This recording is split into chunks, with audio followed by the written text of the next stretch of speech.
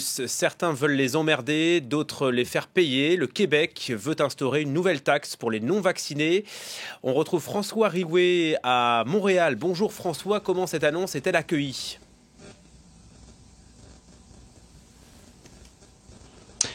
Oui, mais elle divise en fait ici au Québec, puisque certains estiment qu'il était temps de mettre une pression supplémentaire aux non-vaccinés et d'autres qui estiment que c'est une atteinte aux libertés fondamentales. Certains professeurs de droit interrogés ici assurent d'ailleurs que cette nouvelle mesure de restriction, de pression sur les non-vaccinés sera contestée en cours, mais le gouvernement sait vraisemblablement ce qu'il fait, puisque même si cette mesure est contestée, cela prendra des mois avant que les tribunaux rendent leur avis.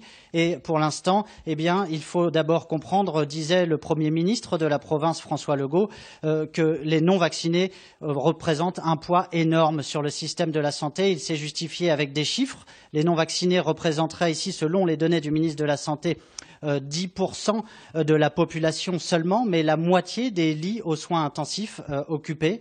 Et puis, François Legault qui a rappelé aussi qu'il lui manque 2500 employés dans le secteur de la santé, dans les hôpitaux et les maisons de retraite notamment. Reste à savoir maintenant ce que vont faire ces non-vaccinés, ce 10% de la population qui, pour diverses raisons, n'a pas reçu sa première dose. Il y a en tout cas un résultat à cette stratégie du gouvernement de pression, puisque Christian Dubé, le ministre de la Santé, il y a quelques heures ici, a déclaré que depuis les derniers jours, le nombre de rendez-vous pour une première dose de vaccin est en constante augmentation. Merci François Riouet depuis Montréal pour France 24.